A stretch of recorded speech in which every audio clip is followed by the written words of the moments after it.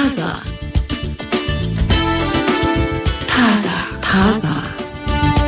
ወደ ቤተሰብ ሳስንገባ ስለ ሰፊው ቤተሰብ እናውራ። በአንድም በሌላም በሰፊ ቤተሰብ ውስጥ አድገናል። እንደ ባህልም ስናስበው ሰፊ ቤተሰብ በአንድ አካባቢ መኖራቸው አንድ ቤት ውስጥ ኑሮን እየተጋሩ መቆየታቸው የሚያስገርመን ህዝቦች አይደለንም። እንደውም ካልን አሁን በጣም ቁጥራቸው ትናንሽ የሆነ የቤተሰብ አባላት ማንንም አናስጠጋም በሚል የኑሮ ዘዬ መምጣታቸው ሊያነጋግረን ይችላል። ሰፊ ቤተሰብ ምንድነው? ወይም ይሄ ኤክስቴንድድ ፋሚሊ የሚለውን ስናይ ከእናት አባት እንዲሁም እነሱ ከወለዷቸው ልጆች ባዮሎጂካል ከምንላቸው ልጆች በተጨማሪ ሌሎች የቤተሰብ አባላትን በአንድ ላይ የያዘ ማለት ነው። አያቶች ይኖራሉ፣ አጎቶች፣ አክስቶች፣ አክስትና አጎት ልጆች ወይም ሌሎች በቤተሰቡ ጥላ ስር የሚኖሩ ዘመዶችን ያካትታል። አንድ ቤትንና ሀብትን ተጋርቶ መኖር የሚለው የሚያካትት ነው። ስለዚህ ስናወራ ይሄንን እናስብ። አንድ ቤትንና አንድ ጣሪያ ይባላል በተለምዶ። ሀብትን ተጋርቶ መኖር ነው። ሀብት ምንድነው? እንግዲህ ቤት ውስጥ ያሉ ለኑሮ መሰረታዊ የሆኑ ነገሮች አሉ። ምግቡ፣ ቁሳቁሱ፣ ጊዜያችን፣ የምንኖርበት ቤቱ ራሱ፣ አልጋችን፣ ልብሳችን፣ ይሄ የምንጋራቸው ነገሮች አንድ ላይ ይሆናሉ። በረከቱን ብናነሳ ጥሩ ነው። መጀመሪያ ኢኮኖሚያዊ ጉዳዮች ላይ ኃላፊነቶችን መጋራት መቻል አንዱ ትልቁ በረከት ነው ተብሏል። ሰዎች የራሳቸውን ኑሮ፣ ስራ እንዲሁም ከፍተኛ የፋይናንስ ወጪ ከመጀመራቸው በፊት በዘመዶቻቸው ቤት ውስጥ ለተገደበ ጊዜ ጥገኛ ሆነው ኖረው በኢኮኖሚ ራሳቸውን አሸንፈዋል። ብዙ ሰዎች ሁሉም ሰው በአንዴ እኩል ህይወት ላይ መሰረት ይችላል። ቀድሞ የመሰረተውና የተሳካለት ሰው ሌሎች ሰዎች ግን እንዲኖሩ ማመቻቸት አለበት። እንደው እናትና አባት ቤት እንኳን እየኖርሽ እንደዚህ ከቤት ኪራይ ነጻ ስትሆኚ ለቤት ኪራይ ልትከፊው የነበረውን ገንዘብ ሴቭ አታረጊም። ለሌላ ነገር ነው የምታወጪው። ይሄ ችግር አለ፣ ትንሽ የንቃት ችግር አለ። ብዙ ሰዎች በእኔ ቤት ተሸጋግረው አልፈው እሷ ቤት መጥቼ ተምሬ ይላሉ አይደል? በፊት በቃ የራሳቸው ህይወትን ከመጀመራቸው በፊት እንደ መሸጋገሪያ፣ ጤናማ መሸጋገሪያ፣ አድቫንቴጅ መውሰጃ አይደለም። በኋላ ላይ እናወራዋለን እሱን። ጤናማ መሸጋገሪያ የሆነ ሰው ከኢትዮጵያ ተነስቶ አሜሪካ ይኖራል ቢባል አሜሪካ የራሱን ኑሮ ከመጀመሩ በፊት የሆኑ ሰዎች ነበሩ ያረፉበት፣ ሲስተሙን የነገሩት፣ እንዴት እንደሚኖር ያሳዩት። ስለዚህ እንደ መሸጋገሪያ ይሆናል ነው። በኢኮኖሚ ራሳችንን የምንችልበት መንገድን ይፈጥራል። ሁለተኛው የልጆች እንክብካቤና ድጋፍ ጉዳይ ነው። ልጆች በርካታ የወላጅነትና የተንከባካቢ ኃላፊነትን የሚሰጡ አማራጮች ይኖሯቸዋል። ይሄ ተመክሯል። መተጋገዝ በልጆች ማሳደግ ሂደት ውስጥ ብዙ ሰው በዛ ቤተሰብ ውስጥ ኃላፊነት ይኖርበታል ማለት ነው። እማዬ ባትኖር አያቴ፣ አያቴ ባትኖር አክስቴ የሚሉ ይሆናሉ። እሱን እንዴት እናስተዳድረዋለን እናያለን። ግን ብዙ የወላጅነት ኃላፊነትን የሚጋሩ ሰዎች ሲኖሩ ለልጆች ዋስትና ነው። በአዋቂዎች እንክብካቤ አሰጣጥ ላይም ይሄው አድቫንቴጅ አለ። በርካታ ቤተሰብ ይኖራል። ምግብ የሚያበስል፣ ልብስ የሚያጥብ፣ ቤት የሚያጸዳ፣ የቤተሰቡን ጉዳይ የሚያስፈጽም፣ የታመመ ቢኖር ማስታመም፣ ሰልፍ ላይ የሚሰለፍ ይኖራል። ስለዚህ አዋቂዎችም ይሄን እንክብካቤ በመስጠትም በመቀበል ውስጥም የተሻለ አማራጭ ያገኛሉ። ሌላው ጥቅም የተባለው ጠንካራ የቤተሰብ ጥምረትን የመፍጠሪያ መንገድ ነው። እዚህና እዛ ከተማ፣ እዚህ አካባቢና ሌላ ሰፈር ረጅም ጊዜ ሳንገናኝ ብንቆይ ላንተዋወቅ እንችላለን፣ ላንግባባ እንችላለን፣ ለውጦቻችንን በቅርበት ላንተያይ እንችላለን፣ ችግር ቢያጋጥም ላንደርስ እንችላለን። ስለዚህ ጥምረት ወይም ይሄ ኢንቲሜሲ የምንለውን የመፍጠሪያ መንገድ ነው። ዋጋ የምንሰጣቸውን የቤተሰብ ጉዳዮች የተመለከቱ ነገሮች ቢኖሩ ቤተሰብን ማክበር፣ ማወቅ፣ መተባበር፣ መተጋገዝ፣ ልምድ መለዋወጥ፣ ዋስትና ማግኘት፣ እነከሌ ዙሪያዬ አሉ የሚለውን ስሜት የሚሰጥ ነው። የድጋፍ ስርዓትም ይከተላል አብሮት ማለት ነው። የሰፖርት ሲስተም ሆኖ ያገለግላል። ድጋፍ እሰጣለሁ፣ ድጋፍ አገኛለሁ፣ ስለዚህ ባዶዬን አይደለሁም የሚያስብል ነው። የቤተሰብ ባህልን ይፈጥራል። ምን አይነት ባህል? ጠንካራ ባህልን፣ ጤናማ ባህልን። ይሄ ቤተሰብ ምን አይነት የአመጋገብ ስርዓት አለው፣ የቋንቋ ስርዓት አለው፣ አለባበስ፣ አኗኗር ባህል አለው የሚለውን ለማወቅና በጋራ ለመኖር እድሉን የሚያገኝበት ነው። በርከት ያሉ ሰዎች ከሆነ እድሜ በኋላ ብቸኞች ይሆናሉ በተፈጥሮ። ይሄ ብዙ ጥናቶች ተደርገው የተገኘ ነው። የሆነ እድሜያችን ላይ ወደ ብቸኝነት ስሜት እንመጣለን። ሌላው ሰው ያልፈለገን ይመስለናል፣ ሊተፋን ይችላል፣ ወይም እንደ በፊቱ ቀልጠፍ ፈጠን ብለን ከሌሎች ሰዎች ጋር የምናደርገው ማህበራዊ መስተጋብር በሌሎች ሰዎች ሊያዝ ይችላልና አያቶች፣ እናትና አባቶች ልጆች ከቤተሰብ መነጠልና መደበቅን እንዳይለምዱብን የሚከላከል ነው። እኔ ባልኖር አያት አለች፣ አያት ብትደበት የልጅ ልጅ አለ ቤት ውስጥ፣ የልጅ ልጅ ትልቅ ሰው ብትፈልግ አክስት አለች አይነት ስሜትን ይፈጥራል። በጥሩ ሁኔታ በብዙሃን መካከል በመኖር የቤተሰብ ደህንነት መጠበቂያ ሆኖ ያገለግላል። ሁሌ ሞቅ ያለ ቤት ሆኖ ያስቀናናል የምንለው የለም። በቃ ሞቅ ያለ ቤት ሆኖ እንደው ነከሌ ቤተሰብ ውስጥ በሆንኩኝ ሁሉ ጊዜ ተሰባስበው ነው የምናገኛቸው ሲደጋገፉ ነው ብለን የቀናንባቸው ሰዎች አሉ። ይሄ እንዳለ ይሁንና በረከቱን ያዋናጣውም ሁላችንም እንኳን ኖረን ከዳርም ሆነን የምናውቀው ነው። ስህተቶችና ችግሮችን ብናይና እሱ ላይ ብንሰራ ይሻላል። አንደኛው የመግባባት ችግር ነው። ሁለት ሰዎች አንድ ቤት ውስጥ ቢኖሩ ጸብ ይኖራል፣ እርቅ ይኖራል። ምክንያቱም ከሆነ አንድ ሰው ጋር መነጋገር አለ ማለት ነው። ተግባቦት የምንለው እሱን ነው። ወደ ጸብ የበለጠ የማምራት እድል አለው። የቤተሰቡ ቀጥተኛ ተወላጅ ባለመሆኔ ነው የሚል አስተሳሰብ የያዘ ሰው ነው ኮሚኒኬት የሚያደርገን። ቀጥተኛ ተወላጅ ያልነው ልጇ ብሆን እናቷ ብሆን አይነት አስተሳሰብ አለብን። ምን ሊሉኝ ፈልገው ነው የሚል፣ ምን ልትለኝ ፈልገህ ነው የሚል ጥያቄ አንጠይቅም።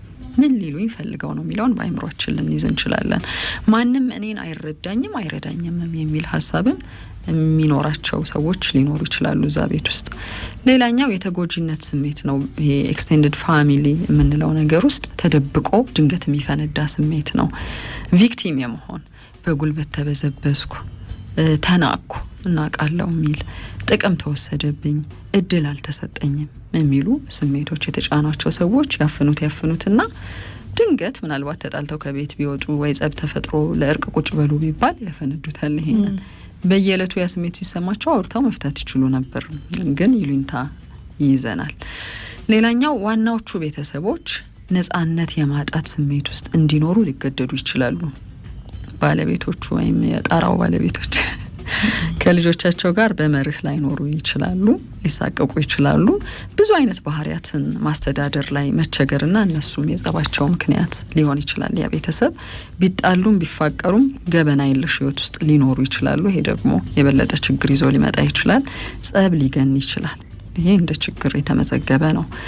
አቢዩዝ መደረግ ሊኖር ይችላል የሚለውም ሌላው ሪፖርት የተደረገ ችግር ነው። ተጨማሪው ቤተሰብ በዋናዎቹ ባለቤቶች አቢዩዝ ሊደረግ ይችላል። ዋናዎቹ ባለቤቶችም በተጨማሪው የቤተሰብ አባላት አቢዩዝ ሊደረጉ ይችላሉ። የሀሳብ፣ የጉልበት፣ የቁሳቁስ፣ የጊዜ፣ የንብረት ብዝበዛ ሊኖር ይችላል። ማን ነው አብልጦ የበዘበዘው? እንግዲህ እንደየቤቱ ይለያያል። እዛ ላይም የማይተማመኑ ሰዎች ሊሆኑ ይችላሉ። አንዳንድ አቤቱታዎችን አሁን አትሰሚም? ጉልበቴን ስትበዘብዝ ኖራ አስተምራኝ ቢሆን ኖሮ እኔም ከሷ የበለጠ ህይወት ኖር ነበር እዚህ ከተማ ውስጥ የሚባሉ አቤቱታዎች ሰምቻለሁ። ለሷ ሀብትና ንብረት ታደላድል እንደው ትንሽ ነገር እንዲይዝ እንኳን መርታኝ ቢሆን ሊል ይችላል አንድ የሆነ ሰው አጎት ወይም ወንድም ተብዬ። ይሄ ሮሮ ሊኖር ይችላል። ቅርጽ አልባ ቤተሰብ ሆኖ ሊታይ ይችላል። ቅርጽ አልባ የሚባለው እንዴት ነው? እቅድ የሌለበት፣ በትክክል አስተዳዳሪውና ትልቁ ስልጣን ያለው ማለይ ነው የሚለው ያልታወቀበት፣ እከሌ እነከሌ አሉ በሚል መዘናጋት ያለበት። በቃ አላጎቴ ያስጨርሰዋል ጉዳዩን፣ እህቴ ያለች፣ እህቶቼ ልጆች አሉ፣ እነሱ ያውቁታል የት ጋር እንዳለ ሄቃ ተብሎ ግን አይታወቅም፣ አልተሰራም ወይም አልታወቀም። በገንዘብ በእቅድ በዕለት ተዕለት ስራዎችና ጉዳዮች ስራን ማሸሽ፣ ኃላፊነትን መተው የሚባለው ነገር ሊመጣ ይችላል። የመረሩ ወይም የታፈኑ በደሎች ሊፈጸሙ ይችላሉ። ሰፊ ቤተሰብ ሲሆን እኩል ሁሉም ተግባቦት ይኖራቸዋል ተብሎ ስለማይታሰብ የየግል ባህሪያችንም ስላለ አንዱ ደፋር ነው፣ አንዱ ግልጽ ነው፣ አንዱ የሚሳቀቅ ነው፣ አንዱ ይሉኝታ የለው አይነት ስለሚሆን በውለታ ስም ጥቃት፣ ምዝበራና ብዝበዛ፣ አካላዊና ስነልቦናዊ ጫናዎች ሊኖሩ ይችላሉ። ከቆየ በኋላ ብዙ ታሪኮችን አልሰማን። ትልቅ ቤተሰብ ነበር፣ አያቴ ጥሩ ሰው ነበረች፣ አጎቴ ግን እንዲያረግ ነበረ የሚሉ ጾታዊ ጥቃትን ጨምሮ የአካላዊና ስነልቦናዊ ጫናዎችን የሚፈትሽ ቤተሰብ ላይሆን ይችላል። እየበላ ነው፣ እየጠጣ ነው፣ አብሮ እየኖረ ነው፣ ረጅም ዓመት ያን ህብረት ጠብቆ ያለ ቤተሰብ ነው። ስለዚህ ብሎ ዝም ብሎ አመታት ያልፋሉ። በዚህ መሀል አንድ ኮሽ ያለ ነገር ቢኖር ይሄን ላፍርጠው ብትይም ቤተሰቡ ላይ ይቀበል ይችላል፣ ሊጨንቅሽ ይችላል። ተናግሬስ ከዛ በኋላስ የሚለው ጥርጣሬ ውስጥ ሊያስገባን ይችላል። በዚሁ ምክንያት ቂም፣ ማኩረፍ፣ መጥፎ ስሜቶችና መጥፎ መርሆችን የሚከተል ሊሆን ይችላል። ለምሳሌ ማንም ሰው በሌላ ሰው ቤት ውስጥ መኖር የለበትም፣ እኔ ይሄን ታሪኬን ይዤ የመጣሁት ይሄንን ነገር ለመንገር ነው ብላ ደጋግማ ስትናገር የሰማዋት ሴት አለች። ሌላ የወሬ ጥም ኖሮብኝ አይደል። ማንም ሰው ከራሱ ቤተሰቦች ቤት ውጪ ልደግ፣ ኑሮዬን ልምራ፣ ኑሮዬን ላሻሽል ማለት የለበትም። የሚለውን እንደዛው ሲያወሩ ሰምቻለሁ። ስለዚህ ይሄ መርህ ሊኖር ይችላል። አይ እንደ ሁኔታው ኑሮ ካስገደደን ምን ማድረግ ይቻላል? ጎዳና አልወድቅም ወይም ያልተገባ ህይወት ውስጥ ራሴን ማግኘት የለብኝም። የሰው ቤት እንጀራ የሰው ነው እያሉ እየሰበኩ ደግሞ የሚኖሩ ሰዎች አሉ። ስለዚህ የተምታታ መርህን ይከተላሉ። ውስጡ የሀዘን ስሜት አለው፣ የተጎጂነት ስሜት አለው። ከዛ ደግሞ ሌሎች ሰዎችን የሚመክሩበት መንገድ እንደው ብታጡ እንዳባባልም ለምሳሌ በቃ ከዘመድ ጋር ተጠጋግቶ መኖር መቀያየም ነው እስከ መጨረሻው። ከመቀያየም በሩቁ ሆኖ ዝምድናው ማስቀጠል ይቻላል ወይም ደግሞ ይሻላል የሚሉ ሰዎች አሉ። ለምን ተቀራረብሽ ማለት ነገር ነው የሚመጣው። ትጣያለሽ። ትጣይ ደግሞ እስከ መጨረሻው የምትቆራረጭበት ጸብ ይሆናል። ደግሞ የተጣሉም ሰዎች አሉ። አረ በጣም ለልጅ የተዋረሰ እህትና እህትን አጣልቶ በልጆች ምክንያት ልጄን እኮ ታስተምርልኝ ብዬ ልኬ ግን እንዲያረገቻት ተባብለው ተቃርኖ ውስጥ ገብተው የተለያዩ ቤተሰቦች አሉ። ስለዚህ ወደ መፍትሄዎቹ እንሂድ። እንዲህ መኖራችን ስለማይቀር ይሄንንም እንደ አማራጭ እያሰቡ ያሉ ሰዎች ካሉ አንደኛው ትልቁ መርህ ተብሎ የተቀመጠው ገደብ ነው። ገደብ ያስፈልጋል። ገደብሽን ግን የሚያውቅ ሰው አለ ወይ? እነሱ ቢያስቀምጡት ጥሩ ነው። ቁም ሳጥኔን እንዳትከፍቱ፣ ልብሴን ከኔ ፍቃድ ውጭ አንስቶ መልበስ አይቻልም፣ አልጋዬ ላይ መቀመጥ አይቻልም፣ እኔ ክፍል መግባት አይቻልም የሚል መርህ ከመጀመሪያው ጀምረሽ አሳውቀሽ ከሆነ የዚህ ቤት ህግ አንዴ ዝም አንዴ መቆጣት ከሆነ ነው ችግር የሚያመጣው። እንደዛ ሲሆንማ ሰዎቹም ምን ያድርጉ? በዚህ ሰዓት ነው እዚህ ቤት የሚገባው፣ እዚህ ቤተሰብ ውስጥ የማልፈቅደው ነገር የሚል የስልጣን ተዋረዳችንንም ማሳየት። ሳትነግሩኝ ሰው ይዞ መምጣት አይቻልም። ብዙ ባውንደሪዎች ይኖሩናል እንደ የቤታችን ብዙ የተባለው አሁን ገበና ምስጢር የተባለው ነገር ከዚህ ሰዓት በኋላ አይወራም፣ ከምሽቱ 4 ሰዓት በኋላ አይወራም፣ ሰው መረበሽ የለበትም፣ የእንቅልፍ ሰዓት ነው የሚሉ ይኖራሉ። ቴሌቪዥን ለምሳሌ እስከ ሌሊቱ 9 ሰዓት ቁጭ ብሎ ከፍቶ ድምጽ ጮክ አድርጎ የሚከታተል የሚያይ ካለ ይሄ የማይመቻቸው በይሉንታ ግን የተሰቃዩ የሚኖሩ ይሆናሉ። አንዳንዶቹ ምን አባቴ ላርክ ይባላል እንደው ባዳ በሆነችና ባባረርኩ የሚያስብል ውዝግብ ውስጥም ይገባሉ። ግን ሁልጊዜ ገደብ ወይም ይሄ ባውንደሪ የምንለው ነገር አድኗል ህይወትን። የቦታ የጊዜ የኃላፊነት የንብረት ማስቀመጥ። ሌላው አብረን በምንኖርበት ምክንያት መግባባት። አብረን የሚያኖረን ምክንያት አለ አይደል? ለመማር ነው፣ ለመደጎም ነው፣ ስራ ለመታገዝ ነው፣ ለመታከም ነው። በቃ መለየት አለብን ምክንያቱን። አንድ ሰው ለሕክምና መጥቶ ሕክምናውን ከጨረሰ በኋላ እንደሚመለስ መግባቢያ አለ ማለት ነው። አንድ ሰው ለመደጎም ነው የመጣሁት ካለ ያንን ኢኮኖሚያዊ የራሱን ነገር እስኪገነባ ድረስ በስርዓት መኖር አለበት የሚለው ታሳቢ የሚደረግ ነው ማለት ነው። ይሄንን የስምምነቱን አንቀጽ ካላወቅን ከባድ ነው። የትዳር ግንኙነት ውስጥ ያሉ ቤቱን የሚመሩ ጥንዶች የቤቱ ጉዳይ በዋነኝነት በእነሱ ሊዘወር እንደሚገባ ማመን አለባቸው። በቃ የሆነ ባለስልጣን መኖር አለበት እዛ ቤት ውስጥ። አንዲት ሴት ናትና ወጣት ልጅ ናት፣ እንግዲህ የዘመድ ልጅ ናት እና የሷ የቅርብ ቤተሰብ ነች። እሺ ሳሎን ላይ ስትቀመጥ በቃ ያ አጭር ቁምጣ የለም ለብሳ እግሯን እንዲወቃ ጣጥፋ በቃ ሶፋ ላይ ቁጭ ብላ ስልክ መጠቀም ነው ስራዋ፣ ሌላ ስራ አላግዝም ይል እና ይሄ ሲሆን ደግሞ ስሜት ይጎዳል። ቤት ውስጥም ባል አለ እንግዲህ ባል ቤቱን ቤትሽ ውስጥ ያለውን አንዳንድ ነገሮች በተመለከተ ባልሽ ፊት የሚደረግና የማይደረጉ ነገሮች ደግሞ የሚሉ ሰዎች አሉ። ማለት እሷ ስርዓት ልጆቿም ስርዓት ያለው አለባበስ የለም፣ ይሄ እሷም እንዲህ አይነት አለባበስ ነው የሚለውን የተግባቡ ሰዎች ናቸው ማለት ዳሮች ናቸው። ግን የልጅቷ አለባበስ፣ እንቅስቃሴ፣ ሁኔታ፣ አኳኋን አላማራት። ሰላም ይነሳል ቤት። ዘመዷን ብትሆን የቅርብ ቤተሰብ ልጅም ብትሆን አንድ ለልጆች መጥፋሪያ ነው። ሁለተኛ ይሄ ተገቢ የሆነ ባህሪ አይደለም እያሳየቻለችው የሚለው ነገር ያበሳጫት ሴት ነች። ግን ያው መጨረሻ ላይ አባራለች ከቤት። በቃ ልክ እንደዚህ ባለስልጣን መሆን አለብሽ የተባለው ይሄ ነው። እና በቤቴ ይልሻል አንዳንድ ሰው በጡት ማስያዣና በውስጥ ሱሪስ ብሆን ቤት አይደል እንደ ያለውት የሚላል ቤቴ እኔ ቢሆን ኖሮ ራቁቱን ኮደ ወዲህ ያለ ግን ሌሎች ሰዎች ያንን ህይወት እየተጋሩት ነው። እየተጋሩት ከሆነ ተመልካች አለሽ አይደል? የሚያይሽ ሰው ፊት ምን አይነት አለባበስ ነው ተመልካቹ ስሜት ምን አይነት እንቅስቃሴ አክት ነው ሊኖርሽ የሚገባው የሚለው ላይ ገደቦች ካልተቀመጡ የሚያበሳጫቸው ሰዎች አሉ። አሁን እንደዚህ አይነት እርምጃ ደግሞ የጋራ ሲሆን ባልና ሚስቱ የተስማሙበት ሲሆን ውጤታማ ይሆናል። ሰዎቹም በስርዓት የመኖር እድል ይኖራቸዋል። የኔ ዘመድ ስለሆነች ነው ያንቺ ዘመድ ስለሆነች ነው መባባል ውስጥ ከገባን ደግሞ ከባድ ይሆናል። ይሄም ሌላ ደግሞ ተካሮ አለ በማ በኩል ነው የመጡት የሚለው ሁሉም የቤተሰብ አባል ስለሚኖርበት ቤት ኃላፊነት አለበት የሚል መርህ ነው። ይሄ ኃላፊነት ቅድም ያልሽው መርህ የቤተሰብ መርህን በማክበር በመስራት በመተጋገዝ በማዋጣት ማዋጣው ግን ምንድነው ነው ገንዘብ ሳይኖርሽ ገንዘብ አንጣ የሚል ካለ ችግር ነው። ያለው በገንዘቡ የሌለው በጉልበቱ ነው እንደዛ ነው። እሺ ህልምና የወደፊት ኑሮ ያላቸው ሰዎችን ሩጫ መደገፍ አስፈላጊ ነው። ይሄ መርህ ደግሞ ማጋ መኖር አለበት።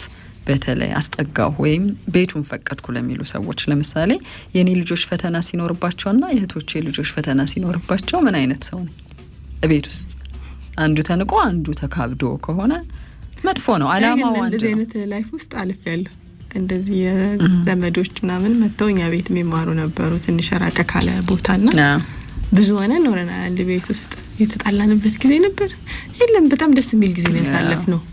እንዳልሽው ለምሳሌ አሁን አንደኛዋ ጎበዝ ተማሪ ነበረች ከኔ በክፍልም በለጥ ስላለች ታስጣጣኝ ነበር። እንደውም እሷ ከመጣች በኋላ ነው ትምህርቴ ላይ ጥሩ ውጤት ማምጣት የጀመርኩት እና በብዙ ነገር ታግዘኝ ነበር። በጣም ጥሩ ሮል ሞዴል መሆን የምትችል ልጅ ናት። ባህሪዋ የትምህርት ላይ ያላት ጉብዝና እና አጋጣሚው ይገርማል። ጥሩ ሰው ወደ ቤት ሲመጣ ለልጆችሽም ጥሩ አሪያ መሆን ይችላል። በመልካም ባህሪ በታታሪነት በጉብዝና እንዲህ አይነት ሰዎች ቤትሽ መገኘታቸው ትልቅ ብለሲንግ ነው። በቃ ሞኒተር ያደርግልኛል ከሌ ብለው እኮ ያንን ሰው የሚያስጠጉ ሰዎች አሉ። ለልጆቻቸው ሳቅ ጫወት አለ። የጥናትም ጊዜ ሲሆን ጥናት አለ። ያልሽው መሰባሰቡ በራሱ ደስ ይላል፣ አይደብርሽም። በቃ ዋስትና አለሽ፣ ምቾት አለሽ። አንድ ሁለት ነገር እንጨምርና እናበቃለን። ሌላው ስለ ኑሯቸው በነጻነት ማውራት ያስፈልጋቸዋል። ብዙ ቤተሰቦች አብረው የሚኖሩበት ያው ሁለቱም ቢሆን ማውራት አለበት፣ ግን ሰፋ ባለ ቁጥሩ የኮሊደር ወሬና ሀሜት ቲፎዞ ሊፈጠር ይችላል። ለምሳሌ የሚስት ወገንና የባል ወገን ተብሎ እዛ ቤት ውስጥ ሽኩቻ ሊኖር ይችላል። መረጃ የሚነገርበት መንገድ፣ ጸቡ የሚስተናገድበት መንገድ፣ እርቁንም ጨምሮ እንዴት እንኑር የሚለው ላይ ሴራ ነው የሚቀጥለው ወይስ መግባባት ነው የሚቀጥለው የሚለውንም ይወስናል። ስለዚህ ይሄ እንሰባሰብና እናወራ የሚለው ስብሰባ ይመጣል ማለት ነው። ተለቅ ስንል ማጋ ምን አለ የሚለውን ነገር ካላወቅን ሁሉም በየኮሊደሩ ከሆነ ከባድ ነው። ከችግሩ ወይም ከርግማኑ በረከቱን ማሰብ ግን በጣም ሶሉሽን ነው የመጨረሻው ነገር። ጥሩ እንግዲህ በሰፊ ቤተሰብ ውስጥ የሚኖር ሰዎች ዘመድ የቤተሰብ አባላት አንድ ላይ ሰብሰብ ብለው ሊኖሩ ይችላሉ። በጣም ጥሩ የሆኑ እድሎች አሉት፣ ችግሮችም አሉና በችግሮች ምክንያት ተስፋ አስቆራጭ የመለያየት ታሪኮችን እንዳያጋጥሙ ችግሮቹን መለየት ስለሚያስፈልግ ያን ነው የተመለከትነው። ታዛ